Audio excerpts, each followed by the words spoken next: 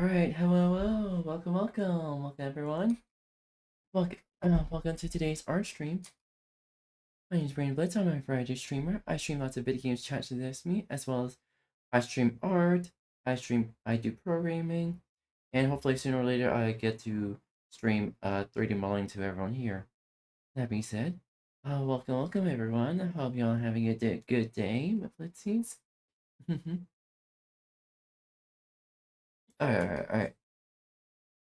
Right now we were...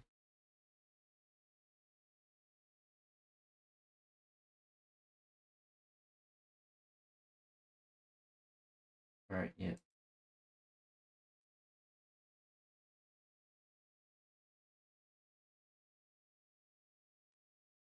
Alright.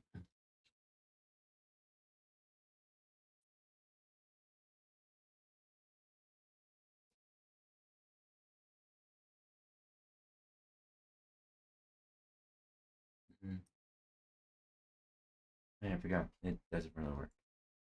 Anywho.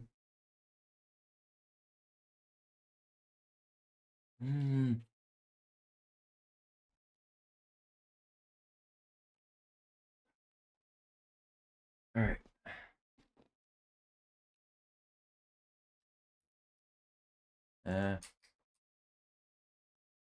Fuck.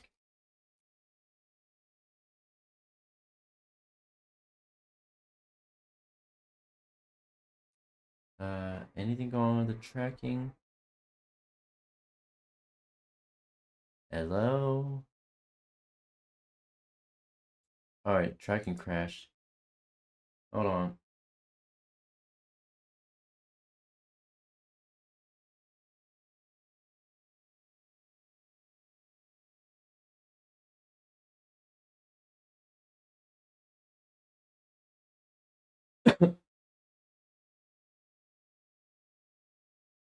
Alright. Hopefully that's good. Alright. There we go. I believe we were here.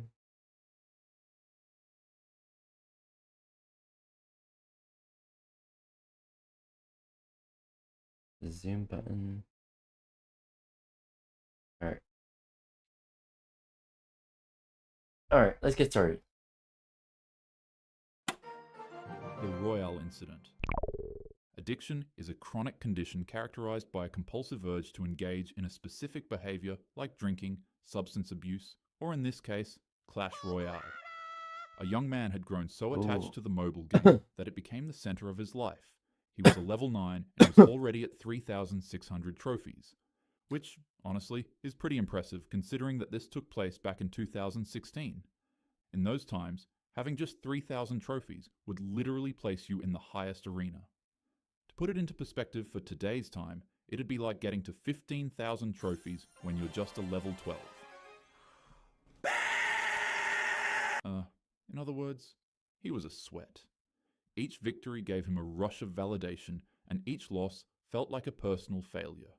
His days revolved around the climb, pushing trophies, upgrading cards, and chasing more wins. Over time, his joy turned into obsession. The game that once entertained him slowly began to consume him. It was no longer just Clash Royale, the app was now his life. He took everything personal. Unfortunately for him, on one fateful night, the man would become overwhelmed by the two cards he absolutely hated the most in the game, Elite Barbs and Hog Riders. Match after match, player after player, his opponents kept using these cards with their levels completely maxed out. He began losing every round, with each loss angering him more than the last. Before the young man even realized it, he had dropped down hundreds of trophies in a single day, and at that point, something inside him broke. Rage and despair collided. The man threw his phone, got up from his seat, and began, unfortunately, I can't really show you the rest of this incident, because it turns out that it actually crosses some of YouTube's guidelines. So, maybe I'll make a Patreon or something? I don't know, but anyways, let's move on to the next incident. The Gamer Rage incident. In June 2024, a gaming dispute took an unthinkable turn from the virtual world into real life.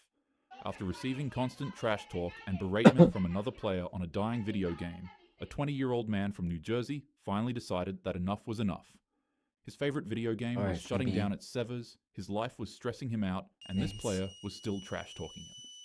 The man sat down and deeply pondered how he'd go about addressing his situation, and it was at that moment that he came up with an ingenious idea. He'd go and find out where the player lived, tell his mother that he was going to visit a distant friend, and then fly 1,000 miles to the player's town. Upon arrival, he purchased a hammer at a local hardware store, and then found the man's house. At 2 a.m., the 20-year-old would enter through the man's unlocked door. Then he ambushed him and struck him repeatedly as he walked out of his bedroom. The man would break into a panic and completely freak out whilst trying to register the totally unbelievable situation before his eyes. Some dude he was trash-talking on an MMO was actually inside his house, at 2 o'clock, attacking him. During their struggle, the man began to scream out for help, and to his complete luck, his stepfather happened to be awake and nearby. The two of them together were able to stop and subdue the 20-year-old until deputies arrived. Although he was injured pretty badly, the man survived and received staples that had helped close several head wounds. As for the other man, Kang was arrested on multiple felony charges, and when questioned about why he did what he did, he chillingly replied by saying that the other gamer was a bad person online. The VR incident. Wow. In December 2017, a 44-year-old man in Moscow was at home with his headset strapped on, fully immersed in a VR session. But inside his apartment, the line between the simulated world and the real one blurred. As he moved around the room, he lost his footing and stumbled hard, slamming into a glass table. The impact was devastating. Glass was everywhere, on and inside of him. As the man stood back up, he didn't even have a moment to panic or call 911. He instantly fell back down and became unresponsive. Unfortunately, investigators later reported that he passed away almost instantly. There was no chance to save him. This stood as one of the first recognized incidents where a VR caused the passing of an individual. It serves as a stark reminder that while virtual reality transports us to other worlds, our bodies never leave this one. One misstep in your living room is more dangerous than any simulated battlefield rendered on a screen. So remember to always be aware of your surroundings when you put your VR on. The window incident.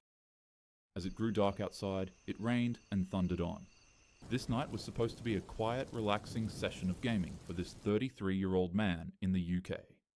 He sat in his living room playing his PS5, unaware of the complete chaos that yet awaited him. He opened up his window for some fresh air and resumed his gaming. However, the weather of the night would have no plans of calming down anytime soon. Slowly, it began storming harder and harder outside of his house. Then, in the midst of his game, a sudden bolt of lightning struck his home, bounced off of a puddle of water outside, and then bolted right through his open window and slammed straight into his body. The impact from the lightning bolt was so immense that it launched him from his chair and shocked the living hell out of him, scarring his body with branch-like burns. But, despite how lethal lightning strikes are, the man somehow rose back up from the ground. His head was throbbing and his body was on fire, but he was completely confused, not knowing what hit him. He went to his partner and asked for a wet towel because he had a headache, but upon seeing his horrific condition, they immediately freaked out and rushed him to a hospital to be treated. Doctors and staff took him in and did the best they could do for his burns and internal shock injuries. And against all odds, he somehow survived. Even though he didn't pass away, I couldn't imagine how absolutely horrifying it must be for you to be playing video games in the safety of your living room one second and then getting struck by literal lightning the next second. Ironically enough, the man was playing Stray, and if you're not familiar with that, it's a game where you're a cat trying to find its way back to its family through, you guessed it, a thunderstorm. The Roblox incident.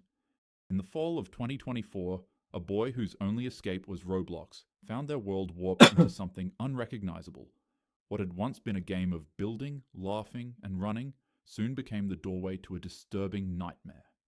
As the youngster continued his gaming, he'd stumble across another friendly gamer in the chat.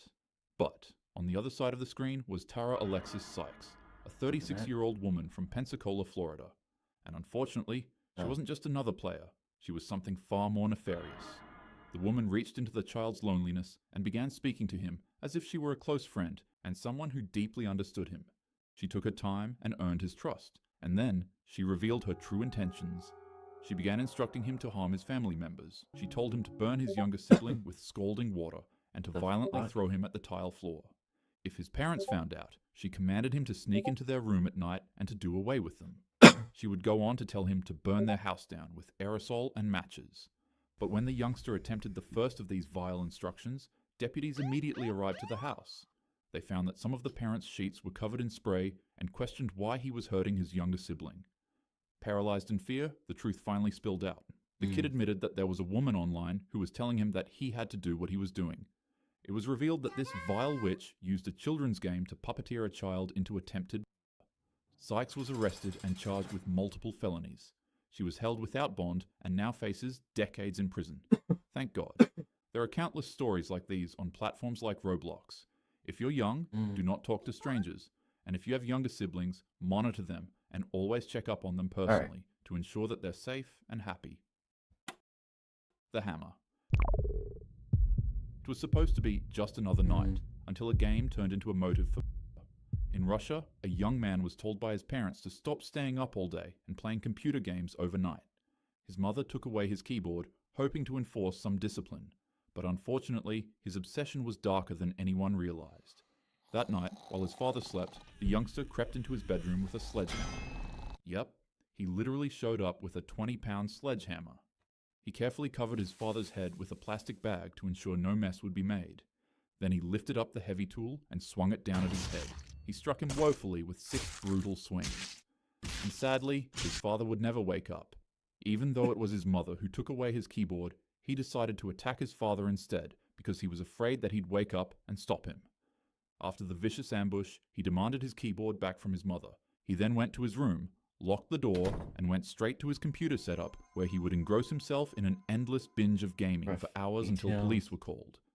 Thankfully, he was arrested and formally charged for what he did to his father. Relatives described him as reclusive, spoiled, and completely lacking discipline. With his father gone, he had finally believed that he was the head of the family, but bludgeoning your father with a hammer so that you can play games doesn't make you into a man. Unfortunately, it sort of makes you the opposite. Video games exist as some of the best entertainment out there in the world. They're fun, immersive, and detailed. But safety is more important than fun and immersion. Don't speak to random strangers on the internet. Don't let your gaming become compulsive and uncontrollable. And definitely don't let games make you so mad to the point you start physically attacking people. Game right and game safe. With that being said, I can absolutely destroy any one of you in a Clash Royale match. That's your problem, not mine. Now have a happy day. Here.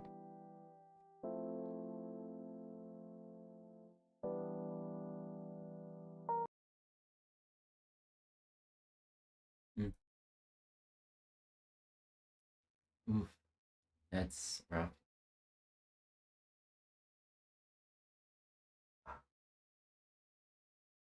Dance. There you go. And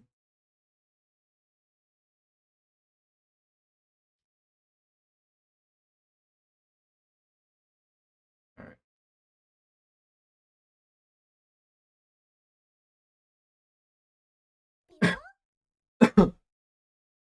All right.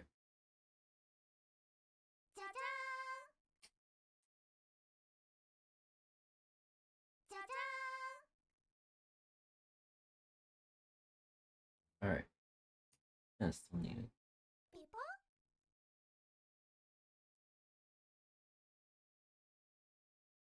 All right. Now let's take it over here. All right.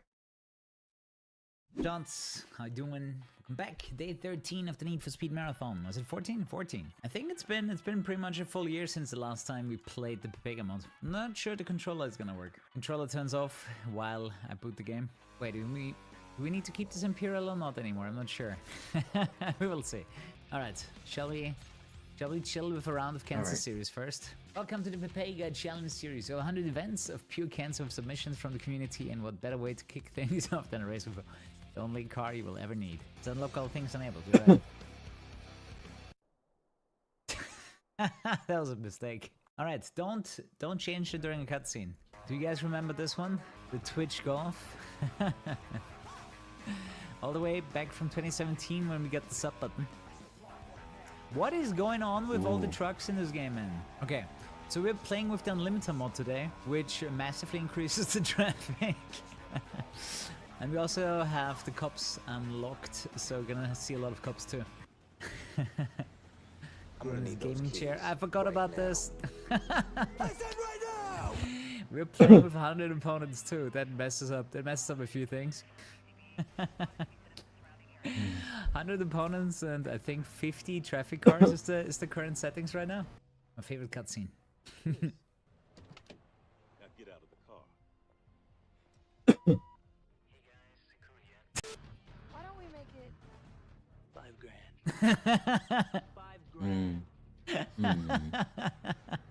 Somehow it fits her face, that voice, don't you think?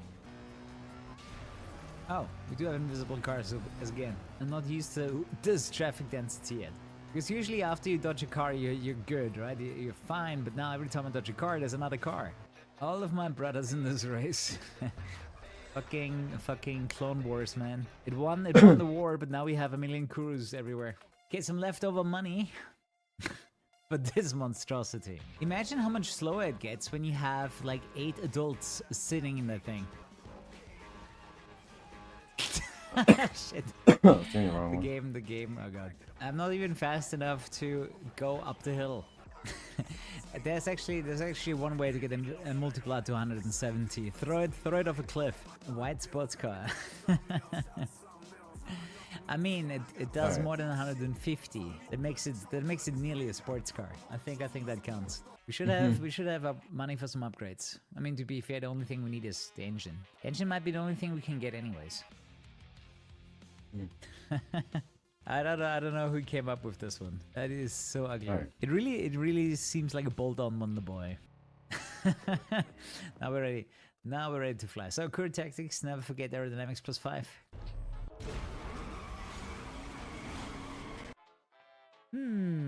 Guys, so okay. I really hope it doesn't crash.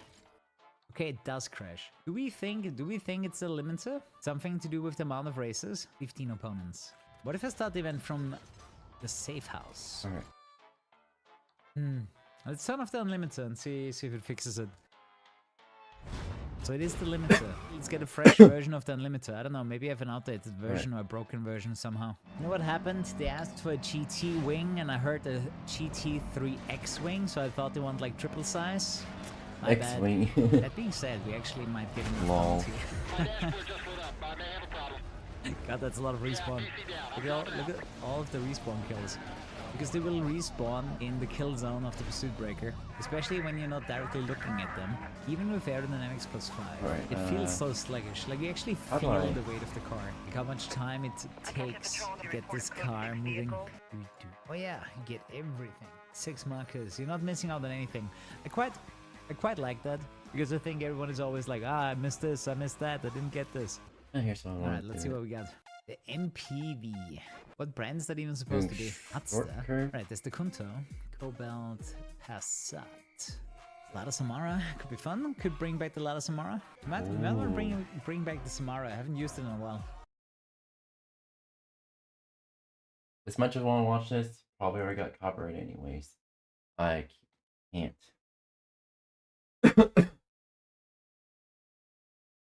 𝙂𝙚𝙣𝙚.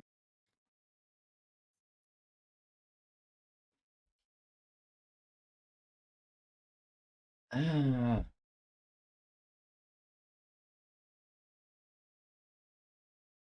Alright.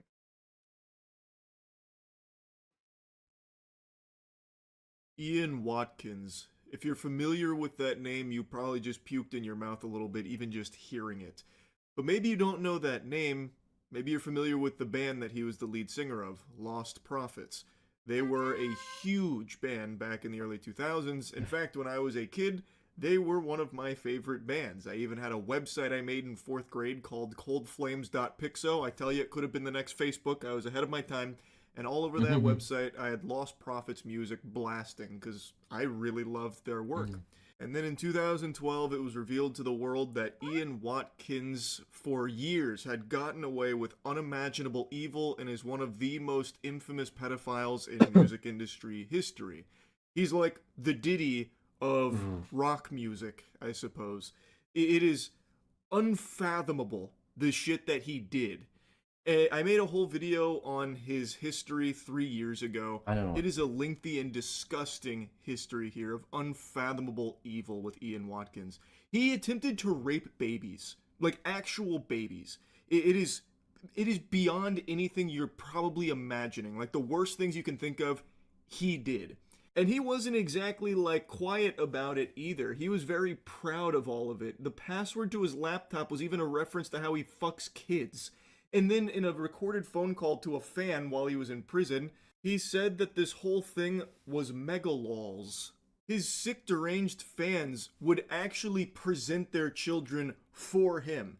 And he would talk to them in prison as well. Like, it's actually unhinged. The depths of depravity with 𝙂𝙂𝙖𝙗𝙗 are something that you can't even picture as a sane person. And he got away with this for years.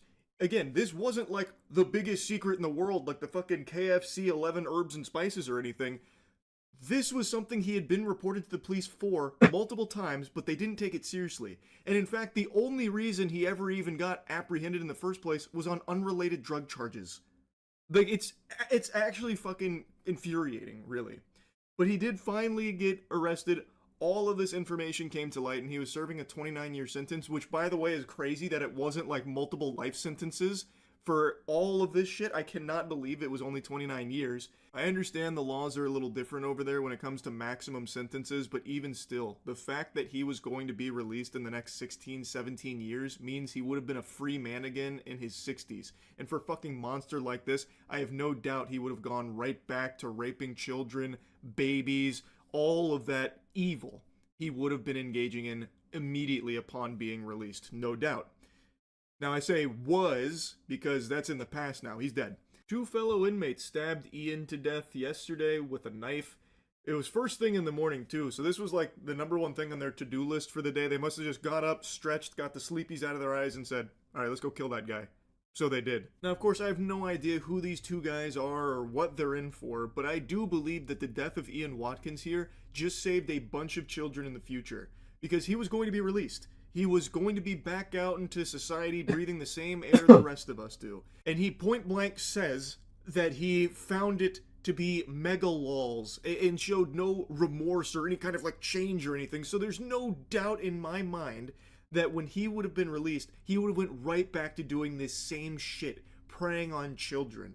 So I do think now that he's dead in the dirt, going straight to hell, that children are safer for it. Because he will not be released now out into the population to once again start preying on kids again. Also, this isn't the first time he was stabbed in prison, by the way. In 2023, he was involved in a hostage situation where he ended up getting stabbed. But he survived that one, and then they came back around and got his ass this time. I remember talking about this in 2023 when he first got stabbed. Like, what an interesting hostage to take, because I don't think anyone's going to be fighting that hard to get him back. I can already just, like, imagine all of the, officers or whatever on the scene, like, oh no, don't do that. No, please, don't stab him. No, oh no, the madness. No, stop it. Let him go. This is crazy. Don't stab him. And then when they do stab him and he pulls through, I bet the officers are like, fuck! Kicking sand. What do you mean he made it? What do you mean he pulled through? Shit! This time, though, was clearly a bit different. They didn't use him as a hostage, they used him as a pincushion. So they stabbed and killed him. And you're not going to believe me when I say this, but it's true. He actually has people mourning his death. All the way up until his death, he had fans that were supporting him, saying he did nothing wrong, and counting down the days until he was freed. It's as fucked up as it sounds. From the handful of these lunatics I've seen, they're not even trying to proclaim that 𝙂𝙂𝙖𝙗𝙗 is innocent, he's been framed or anything. They are actually just saying out loud that they don't care that he did all of those things. That it doesn't matter to them. They still can't wait for him to be freed. Right. Terrifying shit, really. Right. Anyway, though, I just wanted to share the good news with you about 𝙂𝙂𝙖𝙗𝙗 being dead. And that's really about it. So, yeah.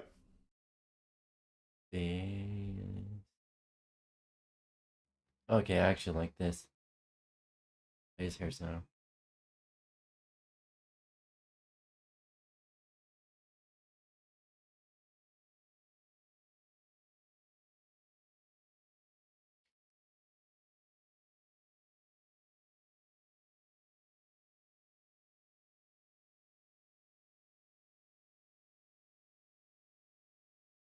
Alright.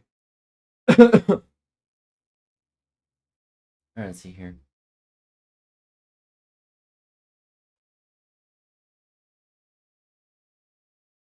Hello, guys and gals. Me, 𝙂𝙚𝙣𝙚𝙧𝙖, and do you ever just think the world is coming to an end or something? Alright. Alright.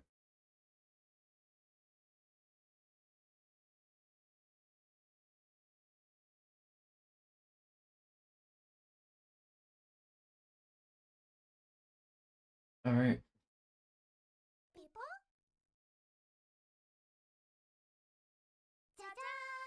Oh, neck crack. Sorry, it's been taking a long time.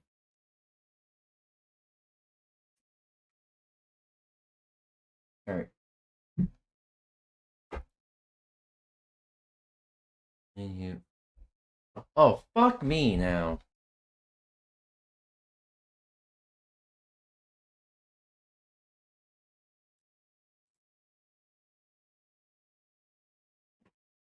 Hello? Alright, there we go.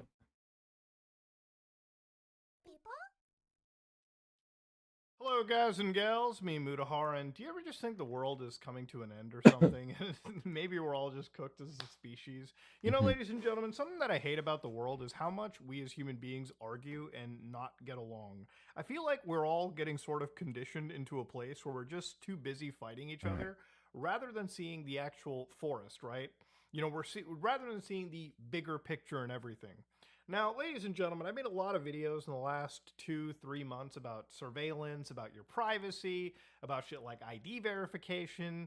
And the reason why I'm doing it is because, honestly, guys, the last 60-90 days have felt like I'm sitting in a fucking particle accelerator and things are accelerating at a pace that I could never have imagined, okay? You know, I want to say by the time GTA 6 launches, we're going to have the New World Order when it comes to the internet, okay? Everything's going to be tracked. Everything's going to be tagged. Everyone will know what you're doing. And the fucking wild part about it, too, is that we're not only getting tracked, we are paying some of the richest people in the world with our own money to screw us over down the road. So let me get started from the beginning here. Obviously, you might have probably woken up if you lived in Arizona. You might have noticed that, oh my God, the hub got banned. It's asking me for my ID. Oh no, actually the hub revoked their support from the actual site. They actually stopped serving states in the US that now ask for ID. So obviously, you know, you got people who are like, man, they keep ceasing operations in every state that requires verification, almost like their entire business model was built on intentionally getting kids addicted. Now, this is where, again, this topic is very touchy. 4 years ago, I made a video called Trafficking Hub. I highly recommend you go watch that if you really want to see how dirty the adult industry gets, okay? Look up companies like MindGeek, look up companies like 𝙂𝙚. They have some of the most disgusting lawsuits attributed. They have absolutely dropped the ball when it comes to protecting people, especially underage individuals, in my opinion, when it comes to stuff. But this is one of those situations where even as bad as they are, it's always throwing the baby out with the bathwater. You know, we've seen Discord recently get hacked, and Discord with user IDs, at least 70,000 according to Discord, maybe even more, obviously. Yeah, that's not a good sign. Imagine how scary it must be. Imagine how much effort these companies would take if they had to actually pay third parties to process your age verification, and those guys ended up getting hacked. Could you imagine the gooning epidemic that would occur? Could you imagine the amount of personal information that would leak there? These politicians that we elect have no fucking concept of what a VPN is, of what websites outside of the US or Canada or any of these countries do. Because guess what? The internet is a connected organization. If you ban a US website because you think they won't follow your rules, you're not going to easily so much ban a website that operates outside your jurisdiction, right? Meaning that people who consume really filthy stuff unfortunately always have access. Usually banning things always leads people into the darker side of stuff. I mean, you just got to look at history for it. Yeah. But ladies and gentlemen, I'm not here to talk about the gooning ban necessarily. It's not my interest. Something that I have kind of noticed is slowly but surely, my bills are going up. And you might be like, wait, why are the bills going up? It ain't fucking inflation, okay? I played enough Sonic Inflation to know what inflation does on the economy. What I've seen over here is a whole bunch of these AI companies like OpenAI, who runs ChatGPT, XAI, Google, whatever the fuck, Meta. A lot of these companies have not only invested billions of dollars into artificial intelligence, but they are now building data centers that are throwing the demand for AI through the roof. For instance, according to RAND, the actual key finding they had about the AI global data center power demand could actually reach 68 gigawatts by 2027, and then 327 gigawatts by 2030. And Bruh. obviously, that is much larger than the total global data center capacity of 88 gigawatts in 2022. Ladies and gentlemen, we are now requiring such a vast amount of power to run things like ChatGPT. You know, all those Sora videos you see where people just generate dog shit slop? Every time you generate a Sora video, you're basically burning through God knows how much resources to create AI generic slop all day, every day. Now, of course, I'm not here to yell about, oh, think of the environment, bucko. I mean, you probably should, considering the fact that you're going to be living on this earth, and there's a good chance you're not rich enough, in most cases, to fly off to fucking Mars or any other colony that the billionaires are building anytime soon. So you might as well make the rock you live on as pleasant as you can before you fucking croak, okay? And maybe you should think about it for the future, right? For your kids and all that stupid shit. But ladies and gentlemen, AI training, AI demands have gotten up so high that there are people living in communities that are now complaining about power. They're complaining about their bills going up. Now, you might be like, well, does the actual AI stuff really take that much power? You don't have to ask me about it. You can do a simple experiment. Download 𝙂𝙚𝙣𝙚, download LM Studio, download a local AI model. Provided you have a simple GPU in your system, you can actually use it to run local artificial intelligence models. Run them for a little bit and see just how much power your GPU consumes or your system consumes in general. Now, extrapolate that to an AI model that is magnitudes larger than what you're able to run on your local system, and just think, if it's not just you, but also hundreds of thousands, millions of people on a daily basis using that AI every single day to do genuinely mundane shit, like maybe make some stupid image, maybe generate a dumb video, or search for something on Google, because Google itself has become so ass that we now need AIs, even AIs from Google like Gemini, to browse the fucking internet, okay? Just a few days ago, I was looking at the Comet browser, which is an AI browser that browses the internet for you, burning God knows how many resources just to fuck up basic forms that you could have filled out in a matter of seconds. But it is what it is. So because these massive AI data centers are jacking up so much power to be needed, basically information has shown that, again, the cost of actual, electricity has increased, in some cases, 6.5%. For instance, depending on the state you live in, if you live in Maine, you'll see prices jump up 36.3%. Connecticut goes 18.4%, and Utah goes 15.2%. So here's the really wild shit about it too, man. Like, we're living in a world where I remember a couple of years ago, there was this big push. There's this mandate, where I live. Guys, we need to have an electric vehicle by 2035 or 2040 or some shit. Here's the funny thing about it. Where I live, there are people that are genuinely worried who work in the electrical infrastructure that are like, hold on a minute. If everyone in this town starts driving an electric vehicle, you're going to have to charge them at some point. Now, usually people who have EVs charge them overnight in their house if they have the apparatuses available. And the thing is, in my neighborhood, pretty much everyone has like an EV. So at night, when everyone plugs in and it has to charge, what is actually occurring is the power grid is getting fucked right up its goddamn ass. No lube, no nothing. But here's the funny thing about it too, right? So not only do you have the AI shit to match up for, the people who are build these electric vehicles now spend an arm and a leg buying the fucking things to begin with. And the sole reason for these vehicles is that the per mile cost was going to be way cheaper than gas. But if that cost is going to go up, in some cases, almost 40% where you live, that's not a good sign. The average Andy gets screwed for what the billionaires are planning down the road. And what's funny about it too is that these guys are getting paid by us in government contracts in order to create and proliferate these things on a day-to-day basis. And this is why I'm so jaded too about like anything political related, because you could live in the most liberal country in the world, which is effectively my country, Canada, and it's like, you know, on one hand they'll tell you to give a shit about the environment and cut back as much as you can when it comes to polluting it, like on an individual level, but at the same time there's nothing that stops large companies, corporations, billionaires from like running their own little AI projects, opening up data centers in the country too, and then absolutely getting away with some of the most abhorrent destruction, some of the most carbon negativity that you could imagine. But you know, I have to be the one that has to drive the electric vehicle, eat the bugs in the future, while these guys get to absolutely destroy what. Just one day that these guys spend living doing this kind of shit and proliferating this nonsense is more than 10 years of me living doing what I usually do on a day-to-day basis. It's just insane that we live like this. So yeah, this is from like the chief of the Sturgeon Lake Cree Nation. Okay, so again, these guys already, nobody listens to the Aboriginals or It's the just Indigenous in Canada for the most part, anyways. So like the fact that AI companies are just just fisting the power grid up the ass. It's fucking ridiculous. And guess what? It's not them that get punished. It's us. We're the common folk, the people. We're the ones who get punished for corporal's dumbass decisions.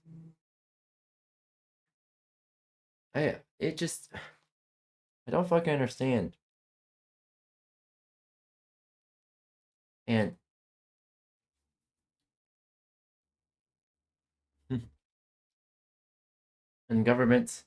world governments guilt tripping us. That's our fault that the world's polluted. Fuck it, the governments for that. And the government's paying these corporations behind our back to do God knows what. I just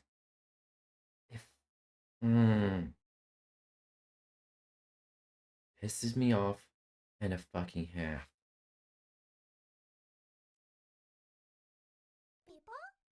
Like, this is probably the biggest highlight they're getting probably on my channel. I'm not even joking. Like, as sad as that actually sounds, they have to have their voices heard through a fat Indian gamer on the internet. That is actually shocking. But here they actually do bring up the fact that none of this stuff was ever brought to their attention. And again, this is just them trying to live on their own land. And they even say this proposed AI center will have massive effects on not only their water, but obviously the land itself. And then they bring up the fact that, yes, even the actual premier of Alberta is very friendly with the guys, the Trump administration, which, I don't really get into politics, but it's really interesting. Like, there's a good CoffeeZilla video, like he made it on his second channel a couple days ago, which kind of shows you how much the Trump family profits off of this kind of shit. They can probably sit there and brainwash some of the most insane cultists they have, but it is insane to see just how many people who are close to the administration enriching themselves because of it, to the point where it also starts infiltrating other countries like mine, which is Canada. She has provided a permit for me for thousands of acres. This is in regards to a O'Leary, 200 trillion cubic feet of natural gas. It's going to be a much low-cost energy in America, and it's a huge project. Again, we probably should be thinking of Canada first, but again, if they want to have sellouts in the country, then I guess be my guest. I got to raise 70 billion, but I'm moving all of the world doing with her, and I've been flying every sovereign wealth fund that will take the meeting, and we're off to the races. So again, they provide YouTube videos with exact quotations. So yeah, they've done their actual research over here. They've talked about it. They even raise a good question. Did the premier travel internationally with this O'Leary in support of this project? I mean, did you guys even talk about this with the federal government? I mean, in some normal countries, you would probably consider this to be an act of fucking treason, but not in the clown world we live in, okay? I'm sick and tired that I live in a world where I can't even escape any of this shit with the media that I consume. All the South Park episodes I've seen, as good as they are very much tapped into how absurd modern day fucking life and politics really are. You know, when I look at things like Grand Theft Auto 6, I'm going to be absolutely shocked how they satirize the current world, given that we are literally the parody world that all this media talked about right now in 2025. It's insanity. But not only has this AI shit gotten so heavy for some people, not only has it gotten so expensive and it's bleeding into people that would never even care about the stuff to begin with, what really have we gotten with this artificial intelligence that I really think is tangible? For most people, I think everyone has been sold a bill of goods that, you know, people are always hyped. Like, you know, it's something that Linus Torvald says. I think it's like AI is like 10% that he actually sees as feasible, and like 90% of it is like advertising, marketing fluff.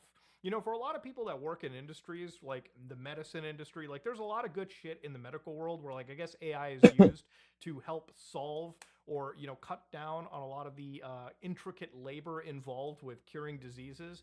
But that's very much an exception as opposed to all the generative shit that we're seeing, all of the needless use of AI in order to write a fucking email, or now be used to browse the web and be sold to individuals. Like the guy that made Perplexity's like Comet browser was literally telling people, if you use our browser, it can literally increase your productivity because everyone at your office will not be browsing the internet. The internet browser will be doing their shit for them. But it's hilarious because when you actually use this shit, like I did on my channel, it has a success rate of like 40%, meaning that you're actually wasting time and energy using the fucking thing when you could have just done it yourself. It literally is a prime example Hey, of Space, a how are problem. you?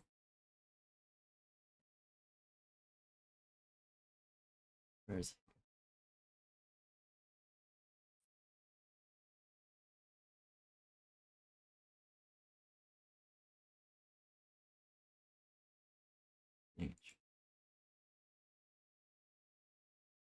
Alright, I'm trying to get...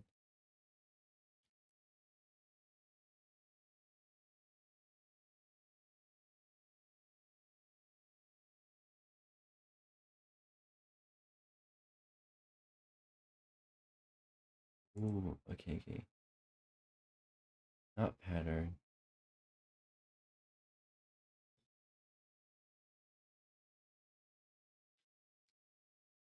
Damn, alright. Alright, how are you?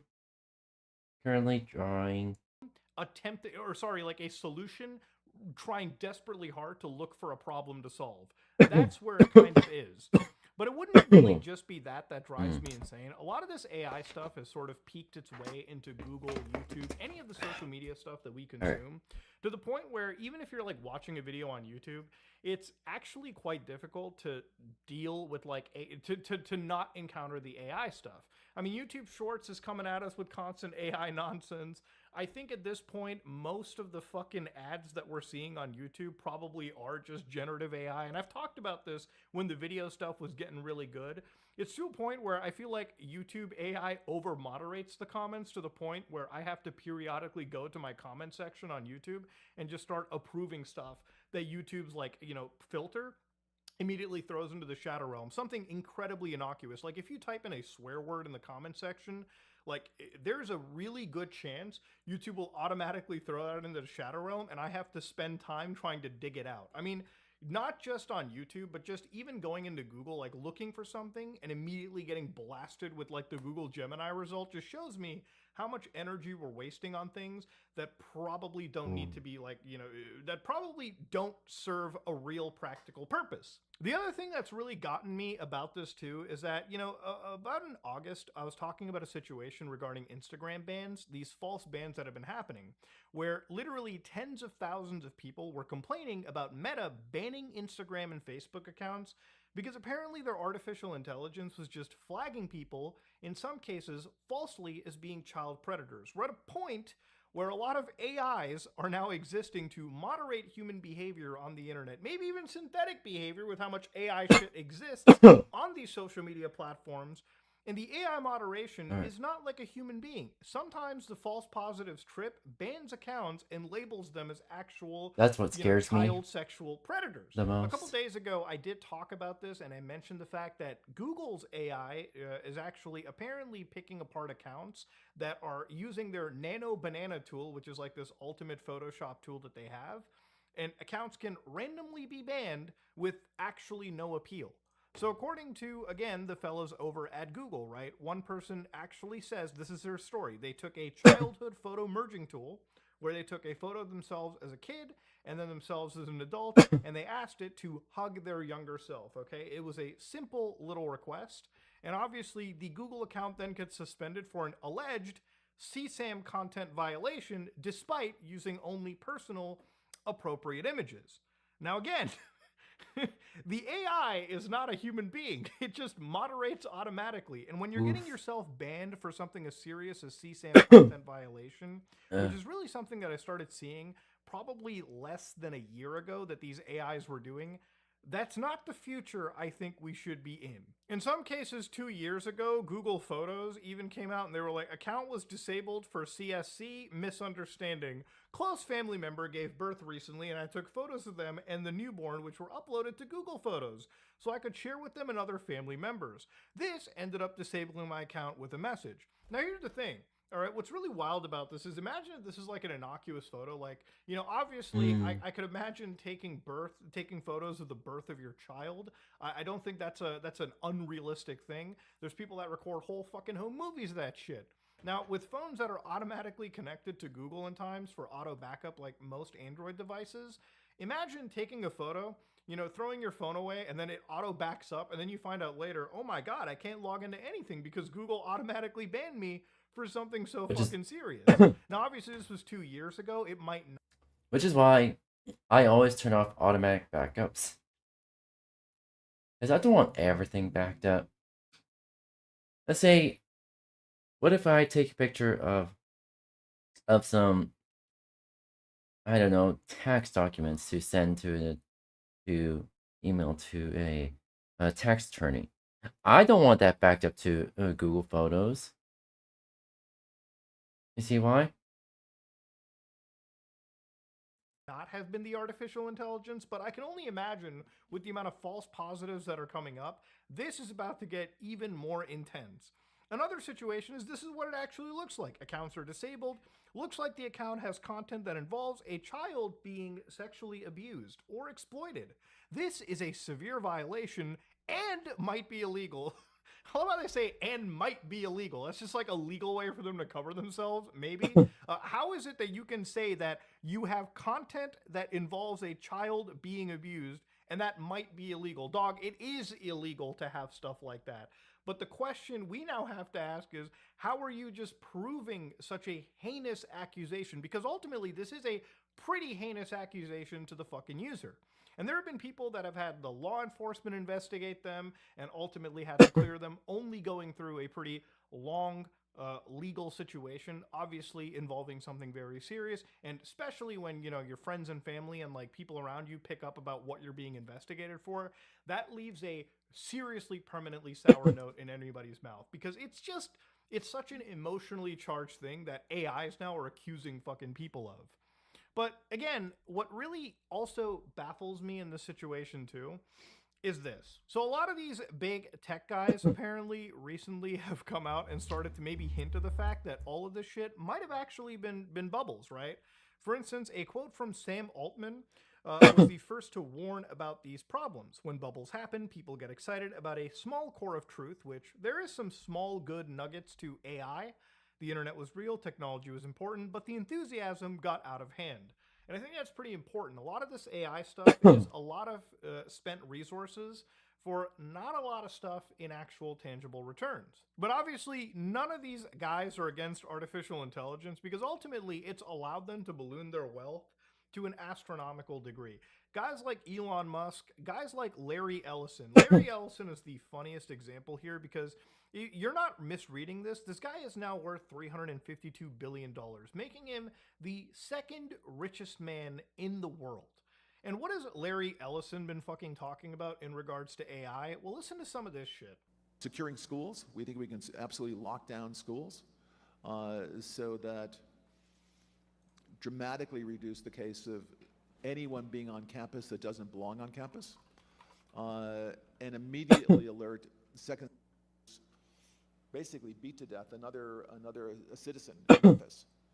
Well, that can't happen because it would be on TV at headquarters. Everyone would see it. Your body cams will be transmitting that. The police will be on their best behavior because we're constantly recording, watching and recording everything that's going on. Citizens will be on their best behavior because we're constantly recording and reporting everything that's going on. And it's unimpeachable. The cars have cameras on them. I think we have a squad car here someplace. Those kind of applications using AI, if we can use AI, and we're using AI to monitor the video. So if that altercation that occurred in Memphis, the chief of police would be immediately notified. It's not people that are looking at those cameras, it's AI that's looking at the cameras. No, you can't do this. It would be like a shooting. That's going to be an event that's immediately, an alarm is going to go off. It's going to be. So I wanted to include the extra bit of context because you just talk about the fact, and he kind of compares it to the fact that like body cams that are on like cops are always recording people and shit, and therefore there really can't be anything wrong that happens, right? I mean, obviously there is a lot wrong that can go on in policing, even if you have a fucking body cam. So again, his comparison is kind of cute, but then he also fits it with like AI, and he says words like, you know, citizens are going to be on their best fucking behavior. And I think that's a pretty big tell because ultimately for a lot of guys like Larry Ellison who've enriched themselves with artificial intelligence to the point where, again, they want to sell this product to governments. And it is being sold to governments, okay? There are surveillance apparatuses that have been made by these big AI companies that are actually encroaching on the daily privacy of you, simply so that you can remain on your best behavior and be constantly fucking surveilled. You know, a lot of people that talk about like how North Korea spies on its people, how China spies on its people, I always say spying has been pretty prevalent, but ever since this AI stuff has sort of come out, it really feels like the scale of it is about to go through the roof. Because ultimately, these guys don't ever have to hire people around the clock to watch you.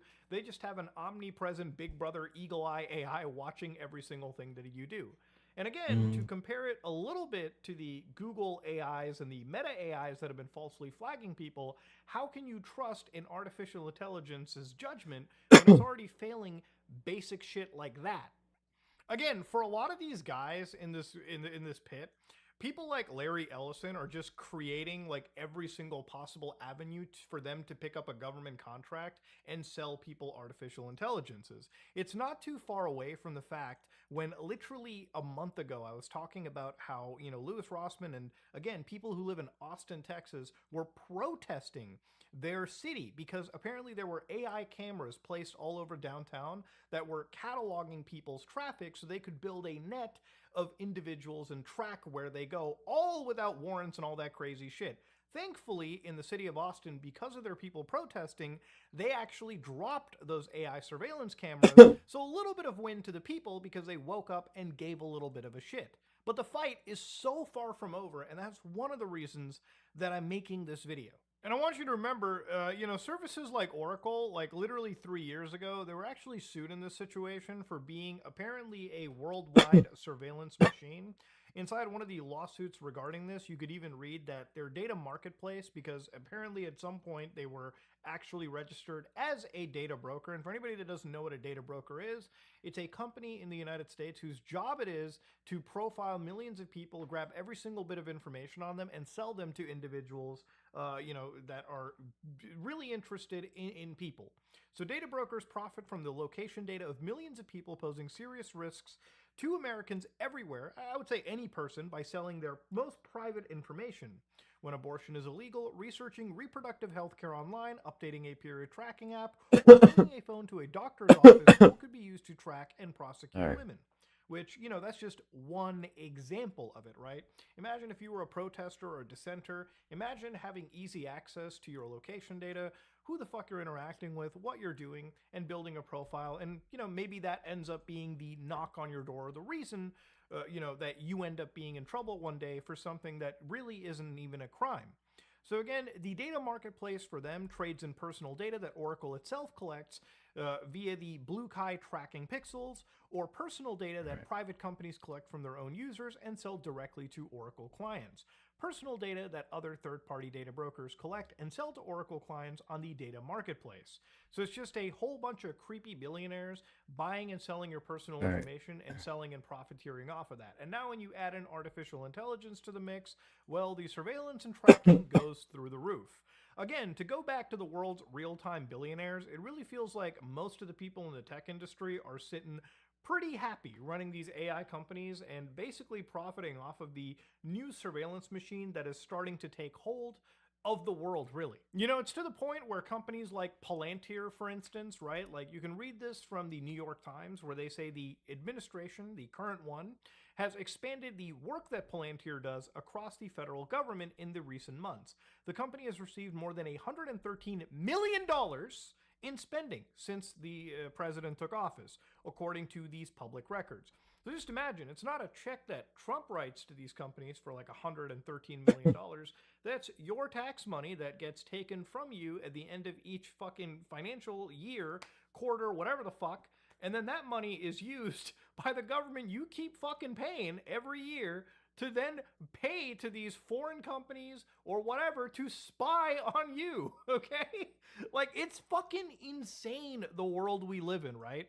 Not only are we spending billions of dollars on this fucking shit, but that the billions of dollars that we do spend, a lot of it is used to just negatively keep impacting us. It's crazy to think that these AI companies have sort of come up. They're not only jacking up those electric prices for everybody, but they're also relying on the average person to pay what really these big AI companies should be paying for anyways. If they're the reason my fucking hydro bill keeps going up, then I'm fucking sorry.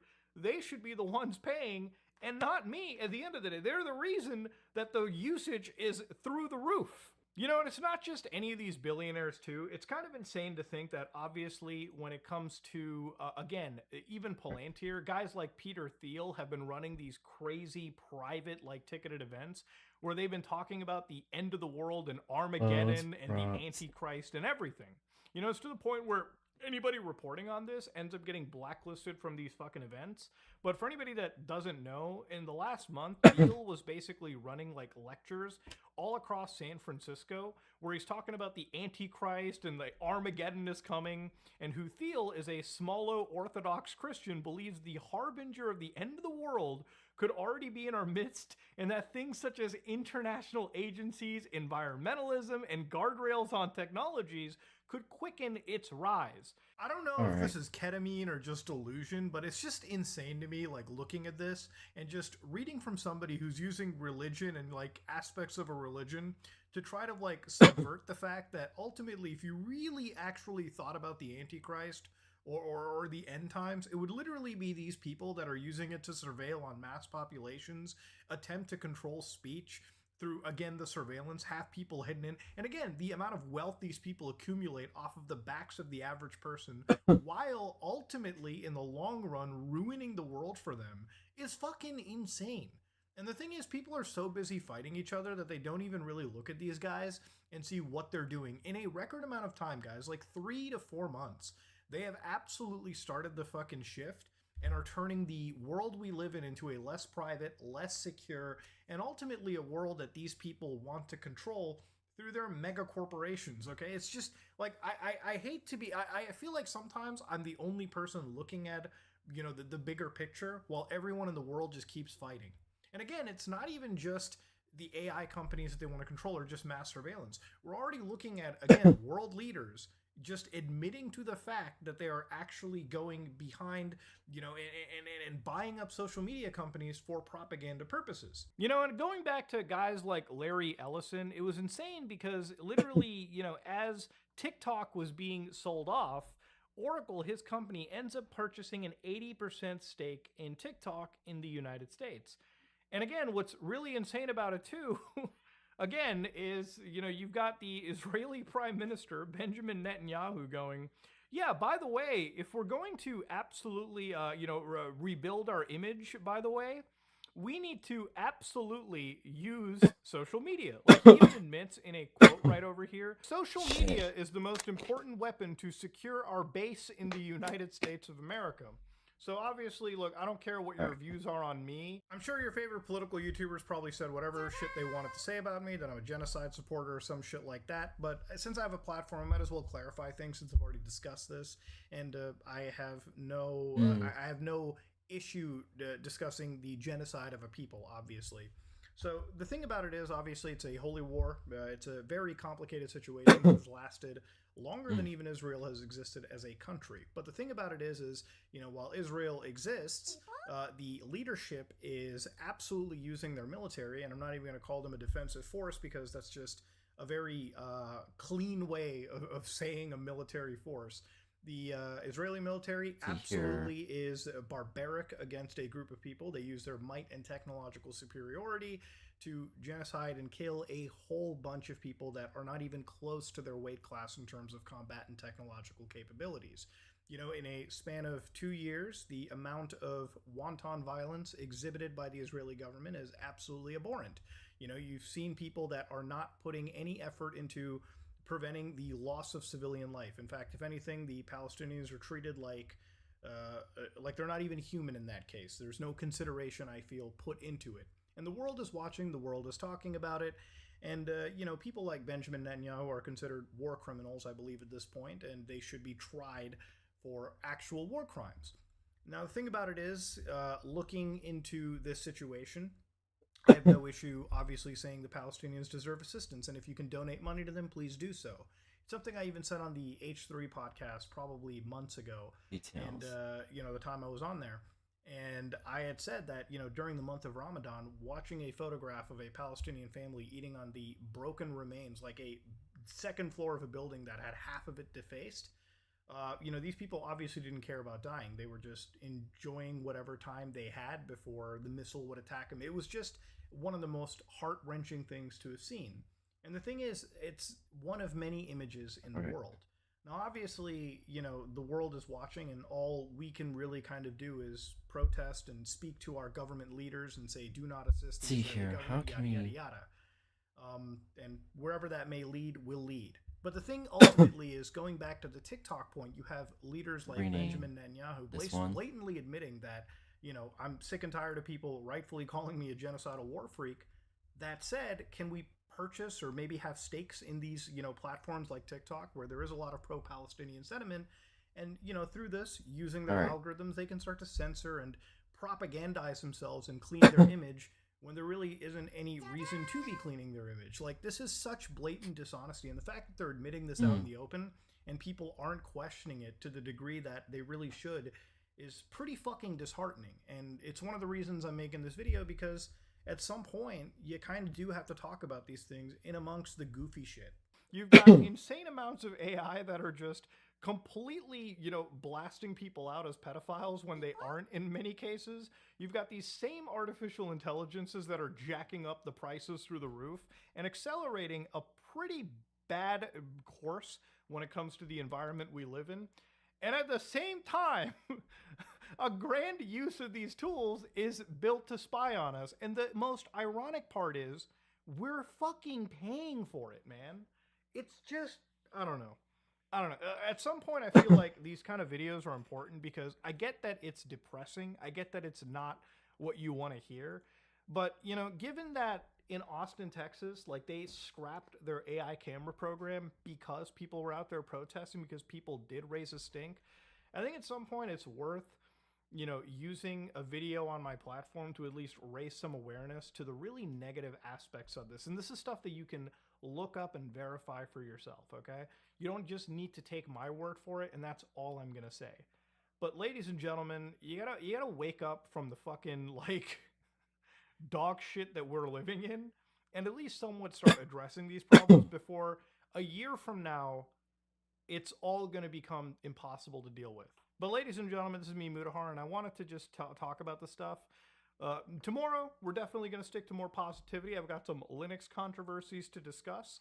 I've got some Muda box consoles that I'm making that I want to showcase on my channel. So all of it involves some Linux, all of it involves some Windows bashing, and we might have some interesting creepypasta lost images to discover too. So going back to regular programming, but yeah, I just wanted to talk about it because man, I've been on this for like 90 days now, and I had a lot of stuff vented in me that I had to get out. Ladies and gentlemen, I am out. Ooh. That was actually like a lot. I know the rough line art.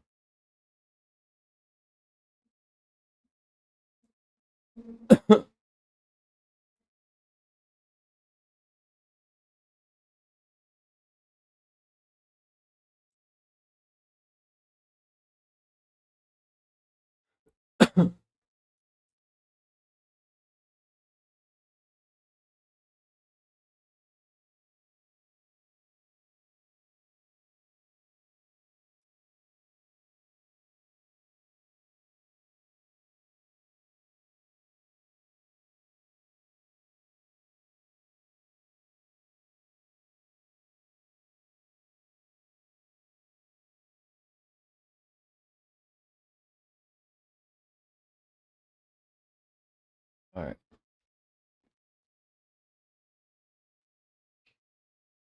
Somehow I want to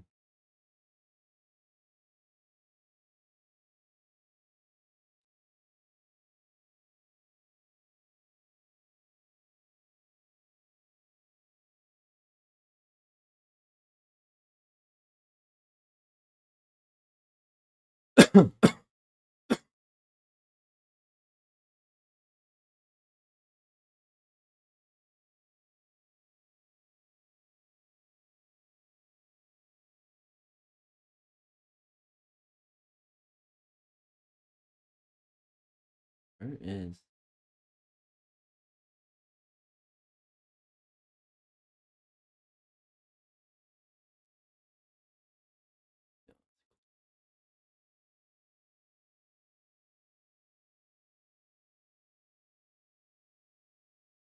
okay, it's this one.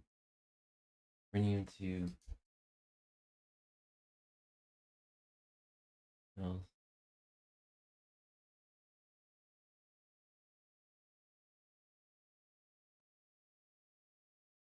rift. Um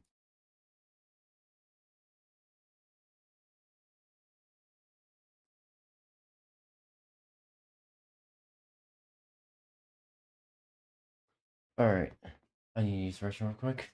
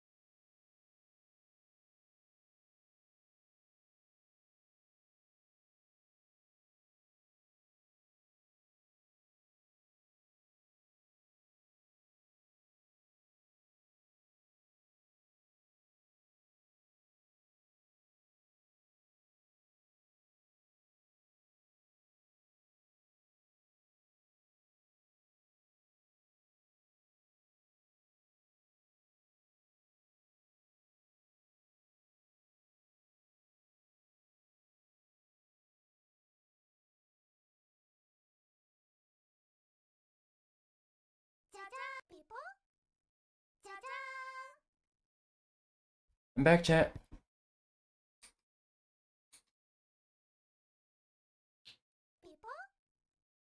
Well, I think I'm very happy with what the progress is made here. This yeah, I'm making it's a little bit shorter of an archer than like I thought I had creative flow, just wanted to get something from creative flow out, And yeah, I think, yeah, yeah. Well, right. Hold on, real quick, chat. While I move stuff around.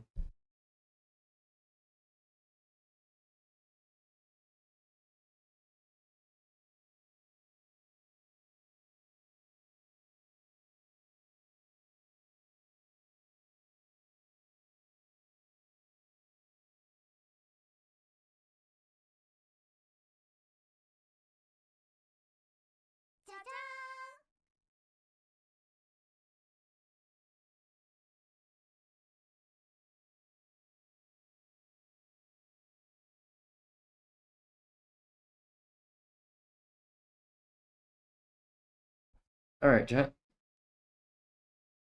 I just want to say thank you everyone for joining today's stream. My name is 𝙂𝙚𝙣𝙚. I'm a variety streamer. I stream lots of video games, chat suggests me, as well as I draw art, I do programming, and hopefully sooner or later I'll be streaming 3D modeling to you all. I gotta find more time. I'm probably gonna have to switch up my schedule a little bit just to give myself more time to learn 3D modeling. I'll probably do that next time I have to make a schedule. And that being said, I can get going now with 𝙂𝙚𝙣𝙚𝙧𝙖𝙩. Bye bye, matinee.